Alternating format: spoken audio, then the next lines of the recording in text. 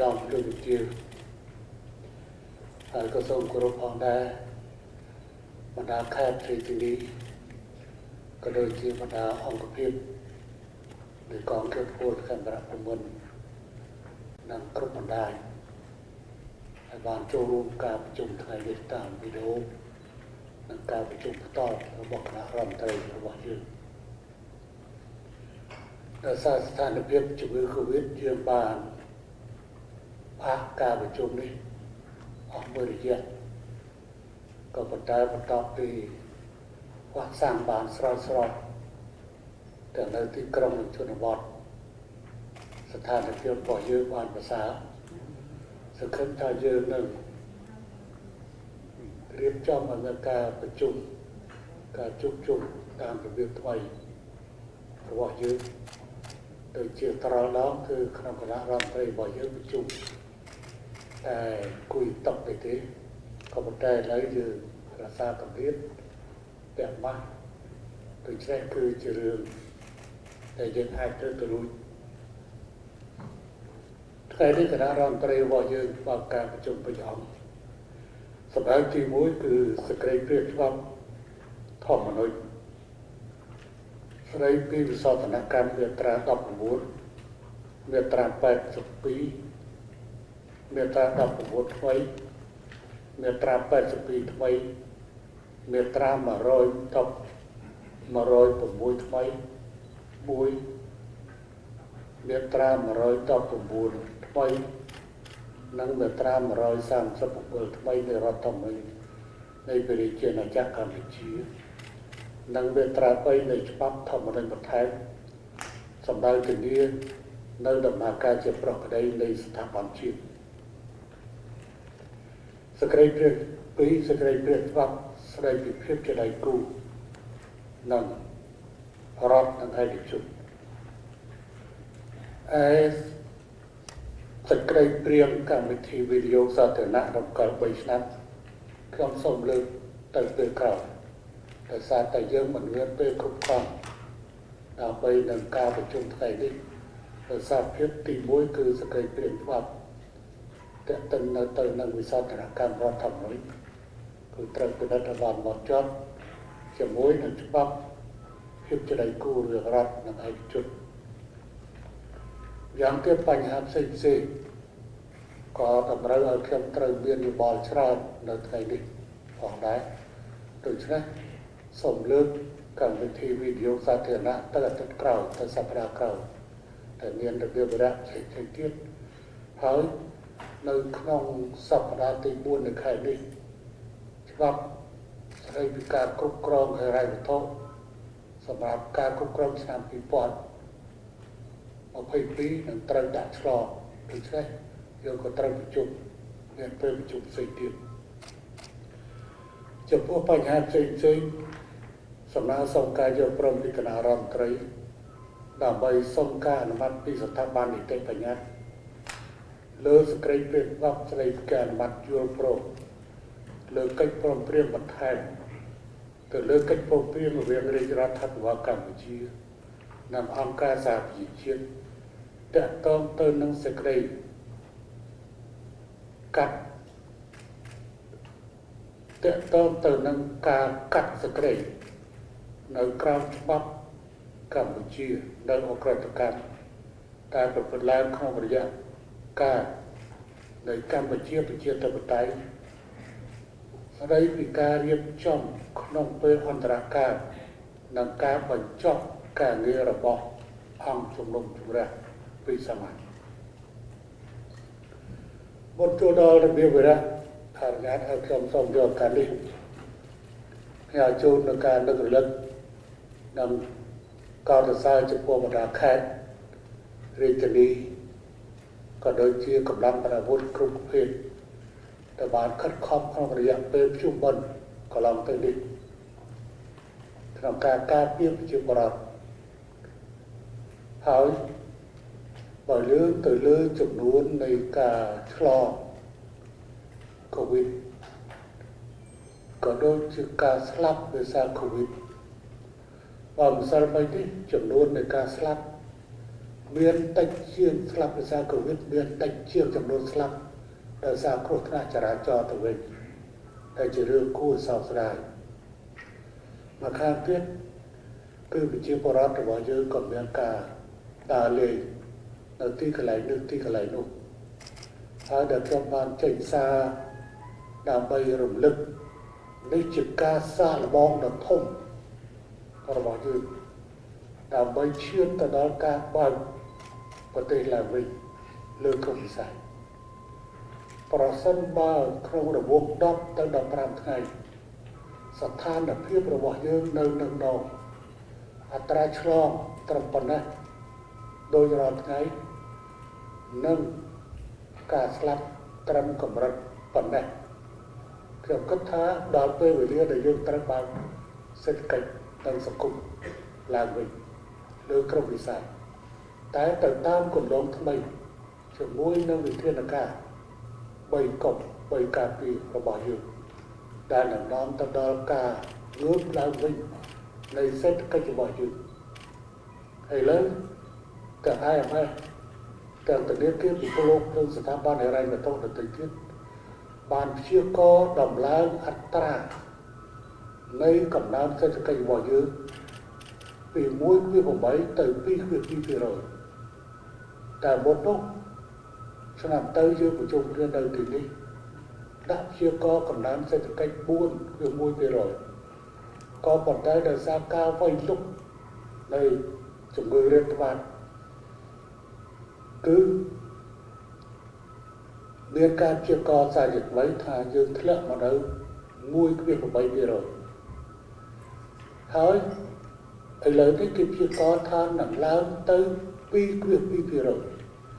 ប៉ុន្តែប្រសិនបើ2ខែចុងឆ្នាំនេះយើងអាចបើកបានជាពិសេសគឺទេសចរណ៍ទីក្រុងមុននិងសេវាដទៃទៀតកំណើនសេដ្ឋកិច្ចគឺអាចនឹងមានការឡើងលើកនឹងបន្តិចចំណូលថវិកាជាតិនឹងអាចវិលត្រឡប់មកកាន់ស្ថានភាពល្អប្រសើរចឹងទេខ្ញុំពិតជាអរគុណណាស់ចំពោះការចូលរួមទាំងអស់នៃទូអង្គពាក់ព័ន្ធជាពិសេសអរគុណចំពោះប្រជាពលរដ្ឋដែលបានខិតខំការពារខ្លួនឯងខិតខំការពារក្រុមគ្រួសារព្រោះបញ្ហាកូវីដនេះចាប់ផ្ដើមពីមនុស្សម្នាក់ៗតែម្ដងខ្ញុំក៏បានឲ្យស្រាវជ្រាវអំពីថាចំនួនអ្នកស្លាប់កាលមុននោះ2/3គឺអត់បានចាក់វ៉ាក់សាំងតែសារតែវ៉ាក់សាំងទៅមកដល់តបដល់ទៅមកដល់ប៉ុន្តែឥឡូវនេះបើសិនមកនេះគឺបានឃើញថែមទៀតហើយមរណភាព10នាក់ក្នុង10នាក់5នាក់បានចាក់វ៉ាក់សាំងដល់5នាក់អត់បានចាក់វ៉ាក់សាំងយុគមិញខ្ញុំឲ្យស៊ូព្រោះខ្ញុំឲ្យរាយការណ៍ខ្ញុំអ្នកដែលមិនបានចាក់វ៉ាក់សាំងដោយសារមូលហេតុអីនៅទីក្រុងភ្នំពេញនេះបានរកឃើញ2ករណីហើយគឺក្រុមគួររឹងនិយាយត្រង់យ៉ាងក្រុមគួររឹងលទ្ធផលបានហើយគឺថាលើកមុនបានស្ដាប់ម្ដងដោយសារក្រុមមិនព្រមចាក់វ៉ាក់សាំងយកមិញរាយការណ៍ខ្ញុំថាម្ដងនេះគឺមិនបានចាក់វ៉ាក់សាំងទេជាស្ត្រីហើយស្ថិតនៅក្រុមតែប្រហែលនៃក្រុមដែលមិនព្រមចាក់ចឹងខ្ញុំឲ្យស្រាវជ្រាវរឿងទាំងប្តីទាំងឪពុកគាត់ចាក់ចឹងទេយើងចង់រកកន្លែងហ្នឹងយើងចង់រកកន្លែងដើម្បីយើងអប់រំពួកគាត់ហើយទទួលយកវ៉ាក់សាំងព្រោះនៅពេលខាងមុខអ្វីក៏វ៉ាក់សាំងដែរមិនថាតែប្រទេសកម្ពុជាហើយខ្ញុំសូមជម្រាបពាក្យវ៉ាក់សាំងកតបកិច្ចជាពាក្យដើមរបស់ខ្ញុំកម្មសិទ្ធិបញ្ញារបស់ខ្ញុំឥឡូវត្រូវគេយកប្រើទូទាំងពិភពលោកនិយាយឲ្យពិតអាហ្នឹងខ្ញុំមិនមែនបោទនភាពមុនដំបូងអង្គការក្រៅរដ្ឋាភិបាលនៅក្នុងប្រទេសកម្ពុជាសូមឲ្យខ្ញុំដកអនុក្រឹត្យ ហើយថាខ្ញុំបំពេញសិទ្ធិគេ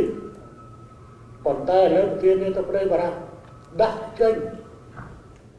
នៅវិធានការច្បាប់រហូតដល់កាត់ប្រាក់ខែគ្រូពេទ្យ 3,000 នាក់ជាងដែលមិនព្រមចាក់វ៉ាក់សាំងអាមេរិកប្រធាននាយកប្រទេសជូវ៉ារិនបានដាក់ចេញបទបញ្ជាឲ្យចាក់វ៉ាក់សាំងចំពោះមន្ត្រីសហព័ន្ធ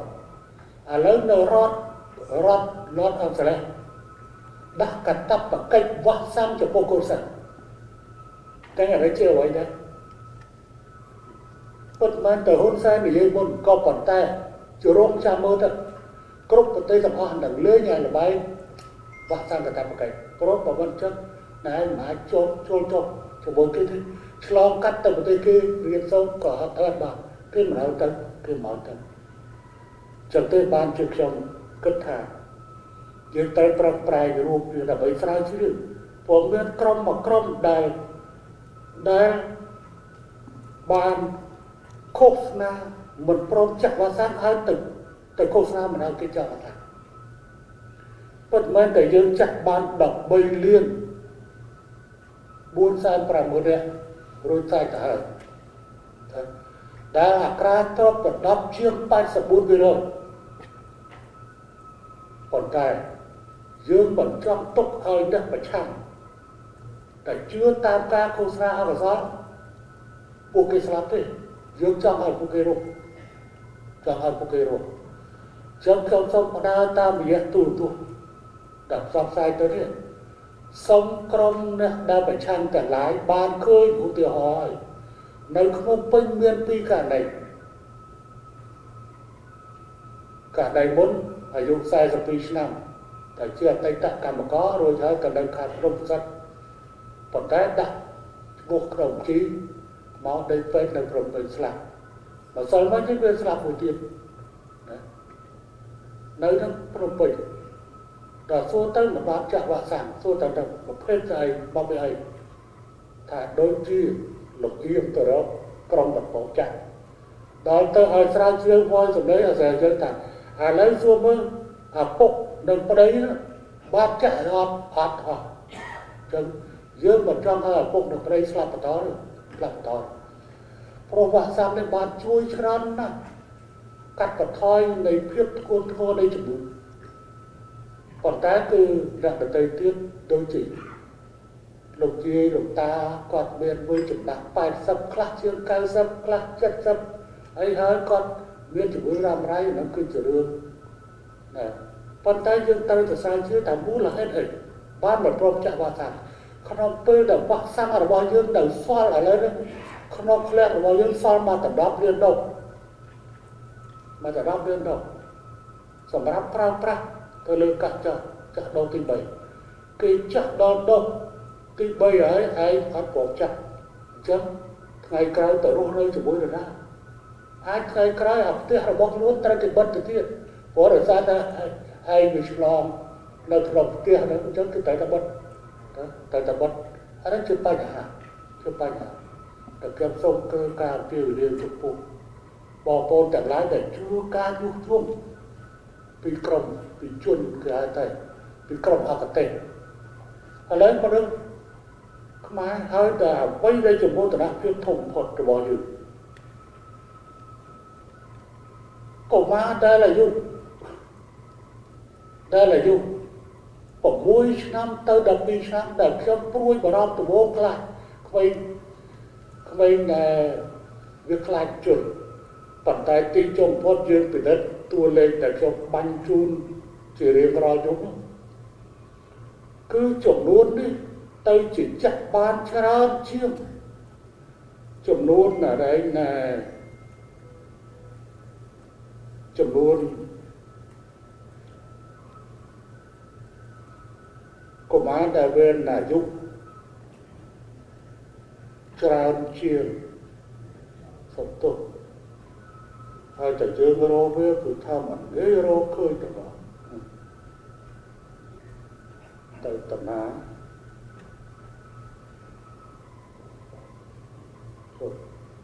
យើងមើលអត្រាគ្របដណ្ដប់នៃវ៉ាក់សាំង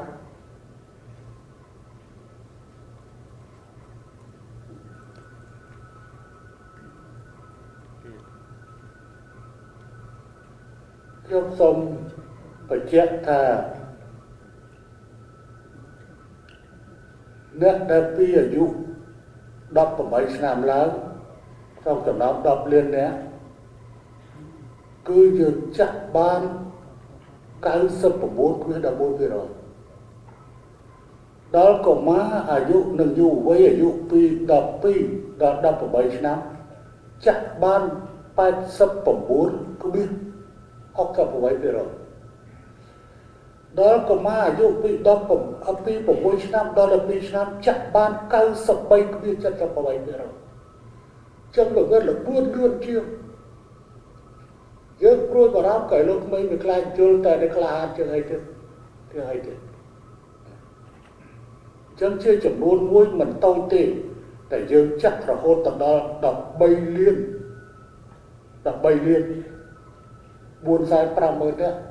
ក្នុងចំណោមប្រជាជន16លាននាក់ដែលអត្រាគ្របដណ្ដប់មកដល់ពេលនេះរហូតដល់84.11%ចឹងសួរថា84.81% នេះអាចនៅក្រោមក្មេងពីអាយុ1ខួបទៅដល់អាយុ6ឆ្នាំប៉ុន្តែក៏អាចមានមនុស្សមួយចំនួនមិនព្រមចាក់អ្នកដែលមិនព្រមចាក់នេះគឺជាអ្នកដែលនៅឯកោពីគេតែថ្ងៃក្រោយនឹងពិបាកកូនទៅរៀនក៏វល់ខ្លួនឯងទៅធ្វើការនៅកន្លែងណាគេមិនទទួលដែរគេមកដើរចូលចាំខ្ញុំសូមពពាវនាមយកឱកាសនេះពពាវនាមចំពោះបងប្អូនដែលចែកបោកគេបងយើងទុកកន្លែងចាក់វ៉ាក់សាំងនៅកណ្ដុបទីកន្លែងយើងទៅចាក់ទៅកុំខ្វះក៏មានអីការស្លាប់មិនមកវិញទេមិនវិលមកវិញទេហើយទៅធ្វើឲ្យអ្នកនៅក្នុងផ្ទះរបស់ខ្លួននៅក្រុមគ្រួសាររបស់ខ្លួនខ្លាយទៅជាជនរងគ្រោះនៅពេលក្រោយថែមទៀតចឹងគឺគ្រាន់តែជាការពៀវនាមតែព្រោះគ្មានអាណាទៅឆ្លាប់ជួសយើងទេនិយាយឲ្យច្បាស់ជាមួយគ្នាខំរងវ៉ាក់សាំងថវិកាមានតិចតួចបច្ចេកថវិកាទៅទិញនឹងសារសុំគេយកវ៉ាក់សាំងមកសម្រាប់ការចាក់ប៉ុន្តែអ្វីដែលខ្ញុំសរសើរគឺបងប្អូនមន្ត្រីរាជការកងកម្លាំងប្រដាប់អាវុធរបស់យើងបានប្រឹងប្រែងណាស់ក្នុងរយៈកាលនៃដំណាក់កាល COVID នេះហាក់ដូចជាទុនសឹងថាស្ទើរតែទុនដៃទុនជើងទៅហើយในការខិតខំក្នុងនោះក្រុមគ្រូពេទ្យរបស់យើងគ្រប់ទីកន្លែងបានខិតខំធ្វើការ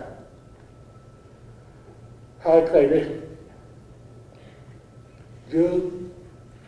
ឆ្លងសក្តិព្រាបច្បាប់ធម្មរស្ដីពីវិសោធនកម្មអាចចោទចេញជាសម្បូរថាមិនក៏ធ្វើលឿនដែរនេះចំណុចសូមបញ្ជាក់ថាហេតុផលដែលធ្វើលឿនទី1យើងធ្វើការអត់ដូចអាពុននិយាយតាមបែបណែធ្វើការមួយខែខ្ញុំធ្វើការតែ3ថ្ងៃក៏គុំគាត់ព្រោះប្រមាណមានត្រានៅក្នុងរដ្ឋធម្មនុញ្ញគឺបានសិក្សាបញ្ចូលទៅជាគាត់ចាប់ញ៉ាំធ្វើការនេះប៉ុន្តែទី2ដើម្បីបញ្ចប់ឋានៈរបស់ហ៊ុនសែនឲ្យបានស្រូបបំផុតតាមដែលធ្វើទៅបាននៅពេលដែលធម្មមនុញ្ញចូលជាធរមានហើយគឺឋានៈនីតិរបស់ហ៊ុនសែនត្រូវបានបញ្ចប់ព្រោះដោយសារតែគេចោទប្រកាន់ថាហ៊ុនសែនមានសេចក្ដីពីរ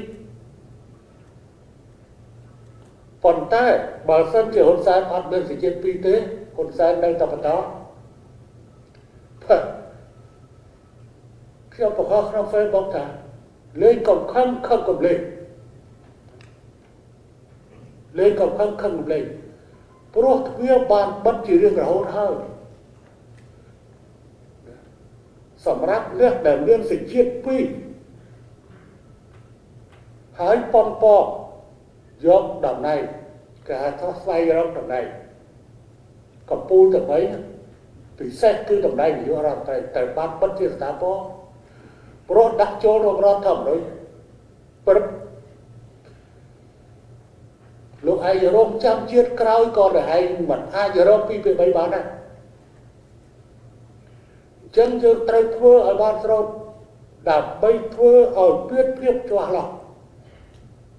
ថាតើនរណាសញ្ជាតិ1នរណាសញ្ជាតិ2នរណាសញ្ជាតិ1នរណាសញ្ជាតិ2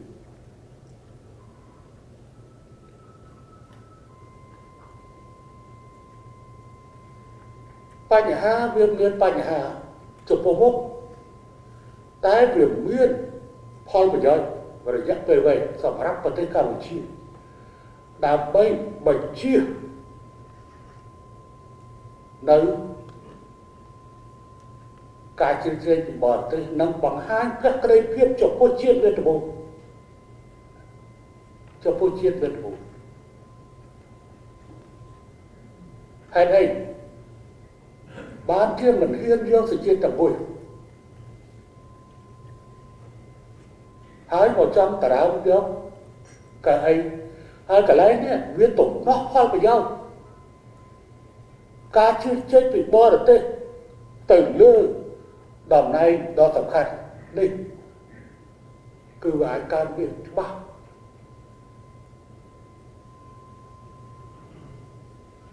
ព្រោះអ្នកមានសេចក្តីពីរទៅបងពួនឲ្យនៅក្រៅប្រទេសចឹងទេហើយគេអាចកំញាំងថាបើសិនមកធ្វើតាមគេប្រតិបត្តិឲ្យឯងនៅក្រៅប្រទេសគេនឹងរឹបអូឬក៏ស្អីចេះចុះដូច្នេះទៅក្រោមឥទ្ធិពលគេប៉ុន្តែយើងធ្វើនេះសម្ដៅមកប៉ះពាល់មនុស្សតែ4នាក់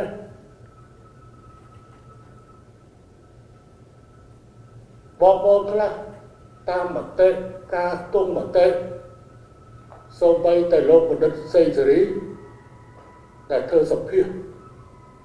គាត់ថាគាត់ចង់ក្របដណ្ដប់ចាក់ពីអនុរដ្ឋលេខាធិការឡើងទៅបានតែថាមន្ត្រីមុខងារនយោបាយគឺគប់ទាំងអស់ទុកតែមន្ត្រីសាធារណៈប៉ុន្តែបើយើងធ្វើអញ្ចឹងវានឹងប៉ះពាល់ទៅដល់បងប្អូនដទៃទៀតដែលបង្ខំរត់ភៀសខ្លួនចេញទៅក្រៅប្រទេសហើយបានទៅនៅបរទេសត្រឡប់ចូលមកវិញដើម្បីរួមចំណែកកសាងប្រទេសក្នុងឋានៈជាមន្ត្រីថ្នាក់នេះថ្នាក់នោះបើយើងបិទច្រករវាងនេះគឺវាជាភាពចង្អៀតច្ងល់មួយកាល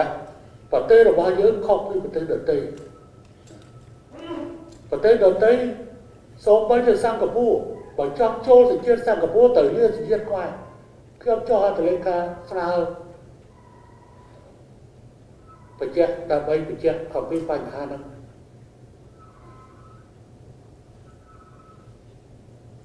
ប៉ុន្តែយើងទុកឱកាសសម្រាប់ឲ្យអ្នកដែលមានសញ្ជាតិពីរអាចធ្វើបានជារដ្ឋមន្ត្រីជាទេសរដ្ឋមន្ត្រីជាឧបនាយករដ្ឋមន្ត្រីជាអនុប្រធានសភាណាអនុប្រធានព្រឹទ្ធសភាក៏ប៉ុន្តែប៉ះពាល់មនុស្សតែ4នាក់ដែរចឹងចាំមើលខ្ញុំរំចាំមើលអ្នកណាប្រឆាំងនឹងការធ្វើនេះអ្នកនោះគឺមានបំណងចង់ធ្វើនាយករដ្ឋឬគ្រប់គ្រងអ្នកធ្វើនាយករដ្ឋមន្ត្រីដែលត្រៀមធ្វើនាយករដ្ឋមន្ត្រីហើយដើម្បីស៊ីពេជាតំណែងរដ្ឋមន្ត្រីឬក៏រដ្ឋលេខាធិការអាហ្នឹងគឺយើងចាំមើលប៉ះពាល់មើលតែ4នាក់អ្នកកាន់តំណែងប្រធានព្រឹទ្ធសភាអ្នកកាន់តំណែងប្រធានរដ្ឋសភាអ្នកកាន់តំណែងនាយករដ្ឋមន្ត្រីអ្នកកាន់តំណែងប្រធានក្រុមប្រឹក្សាធម្មចឹងផលប្រយោជន៍រយៈពេលវែងកម្ពុជាត្រូវធ្វើខ្មែររោបរិយកម្មនៅពេលអនាគតត្រូវធ្វើខ្មែររោបរិយកម្មលើបញ្ហាបន្ថែមទៀតនៅពេលក្រោយពេលនោះយើងគិតដល់តែឥឡូវនេះវាបន្តដល់ពេលនេះហើយរឿងនេះហេតុអីបានត្រូវធ្វើសូត្រ cho cái chuyện về bánh đá bánh phải chết mỗi cứ là bươn ca nghe bao nhiêu phải lương còn thật tí đá bánh phải chết thôi tháng nămប្រាក់សកលត្រូវតែធ្វើកិច្ចការងារនេះឲ្យបានល្អជាមួយនឹងរដ្ឋសៃប្រឹកនេះជាតំណែងរបស់រដ្ឋនិងរដ្ឋទាំងពីរទទួលរងគ្រោះដូចគ្នារដ្ឋរាជរដ្ឋាភិបាលកម្ពុជាប៉ះពាល់ទៅលើមេដឹកនាំកម្ពុជាគឺនាយករដ្ឋមន្ត្រីកម្ពុជាឯសៃប្រឹកខ្លួនឯងត្រូវខូចឈ្មោះដោយសារការធ្វើនេះធ្វើដែលគេយកឈ្មោះសៃប្រឹកទៅបន្តបង្ហាត់ថាហ៊ុនសែនទិញសេចក្ដីនិងមានប៉ាសពតចឹងទេរដ្ឋទាំងពីរសុទ្ធតែជារដ្ឋរងគ្រោះដូចគ្នាដោយសារតែអាដែងដែលសារព័ត៌មានស្អីតែដើកែដឹងប៉ុន្មានតែសារព័ត៌មានវាបាត់កែទៅហើយក៏ប៉ុន្តែយើងត្រូវបញ្ជាក់រដ្ឋទៅរដ្ឋជាមួយគ្នាបើចាំបាច់អាដាមប្រាក់សកលឬអាដាមការរដ្ឋធ្វើជួបរដ្ឋមន្ត្រីការបរទេសឬជួបរដ្ឋមន្ត្រីយុទ្ធសាស្ត្រតាមប្រព័ន្ធវីដេអូយើងគ្នាច្បាស់លើរឿងនេះព្រោះរឿងនេះអត់ត្រូវជាប់ទេណាព្រោះយើងបានស្នើសុំសិទ្ធិបក្នុងនាមរដ្ឋនិងរដ្ឋมันអាចយកអានេះធ្វើជាល្បែងលេងសើចថារឿងហ្នឹងគឺរឿងតូចតាចមិនមែនរឿងតូចតាចទេរឿងតាក់ទងជាមួយនឹងមេដឹកនាំជាតិមួយដែលត្រូវគេមូលប្រកាច់ហើយនៅសៃប្រឹកវាខូចខាតមុខមាត់របស់រដ្ឋាភិបាលសៃប្រឹកក្នុងសម្រាប់ចឹងយើងត្រូវធ្វើលើរំលឹកគាត់ឲ្យទូតយើងនៅអីទៅកាច់ជួបទូតសៃប្រឹកដែលបានប្រកាសហើយបើគាត់មិនឆ្លើយទេយើងធ្វើណោមទូតប៉ុន្តែរកការសហការឥឡូវយើងបានធ្វើណោមទូតបញ្ជូនទៅនៅអគ្គរដ្ឋទូតEUសហភាពអឺរ៉ុបនៅភ្នំពេញធ្វើណោមទូតបញ្ជូនអាលិខិតរបស់រដ្ឋមន្ត្រីការបរទេសនិងរដ្ឋមន្ត្រីយុទ្ធសាស្ត្រឲ្យបណ្ដាអគ្គរដ្ឋទូតនៅសហភាពអឺរ៉ុបរាប់ទាំងអង់គ្លេសដោយសារតែអាកាសែតហ្នឹងវាជារបស់អង់គ្លេសចឹងទេចាំបាច់ទៅធ្វើអាហ្នឹងឲ្យលឿនព្រោះសម្លេងគ្រប់ត្រវធំទំហំមហាសាលចឹងយើងធ្វើនេះថ្ងៃមុនក៏ដាក់ឲ្យសិក្សាថាតើគួរធ្វើសក្តិភាពខ្លះឬធ្វើសក្តិស្រាខ្លះប៉ុន្តែឥឡូវយើងយកសក្តិព្រាបច្បាប់នាយករដ្ឋមន្ត្រីមានកំណត់ព្រួយប្រែធ្វើសក្តិព្រាបច្បាប់តាណារដ្ឋធម្មនុញ្ញបើរួចហើយនាយករដ្ឋមន្ត្រីធ្វើលិខិតថ្វាយព្រះមហាក្សត្រសូមធ្វើវិសោធនកម្មរដ្ឋធម្មនុញ្ញព្រះមហាក្សត្រព្រះអង្គទ្រង់សួរទៅក្រុមប្រឹក្សាធម្មនុញ្ញថ្វាយព្រះរាជយោបល់ទៅព្រះមហាក្សត្របើព្រោះក្រុមប្រឹក្សាធម្មនុញ្ញពិនិត្យមើលតើប៉ះពាល់អ្វីដែលរដ្ឋធម្មនុញ្ញហាមឃាត់អត់ជាពិសេសរបបរាជានិយមអាស្រ័យធម្មនុញ្ញនិងរបបប្រជាធិបតេយ្យសេរីបំផុតបើអត់ប៉ះពាល់ទេធ្វើបានព្រះមហាក្សត្រទទួលបាននៅយោបល់ក្រុមប្រឹក្សាធម្មនុញ្ញព្រះមហាក្សត្រនឹងបញ្ជាក់មករាជរដ្ឋាភិបាលជូនទៅសភាចឹងរដ្ឋធម្មនុញ្ញមួយចេញបាន នេះហើយជាមូលហេតុដែលថ្ងៃនេះទៅដោះនៅអរិយណែកថាខាត់កតិនជាមួយនឹងណែកម្មវិធីតកតងនឹងសក្តិព្រៀងកម្មវិធីវិនិយោគសាធារណៈនេះទុកវាម្លែងសិនឥឡូវនេះសូមឲ្យអ្នកសារព័ត៌មានរបស់យើងចាស់ចេញពីទីនេះដល់ទូរទស្សន៍